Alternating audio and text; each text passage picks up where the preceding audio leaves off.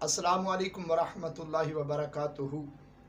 آج ایک اور نئے وظیفے کے ساتھ سید صدر الدین حاضر خدمت ہے۔ آج کا وظیفہ شوگر کے مریضوں کے حوالے سے ہے۔ جن بہن بھائیوں کو شوگر ہو گیا ہو تو آئیے اس وظیفے کو کیجیے اور ہمارے حق میں دعا کیجیے۔ وظیفہ اور اس کا طریقہ کار سماعت فرما لیں۔ بسم اللہ الرحمن الرحیم۔ وقر ربی ادخلنی مدخلا صدق و اخرجنی مخرجا صدق واجعل لی من لدنک سلطانا نصیرا۔ بسم اللہ الرحمن الرحیم۔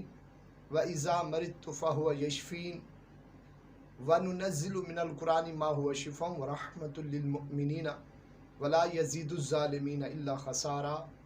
11 مرتبہ اس آیت کو پڑھنا ہے آپ نے، اور اس کے ساتھ اس میں یا شافی 461 مرتبہ آپ نے پڑھنا ہے۔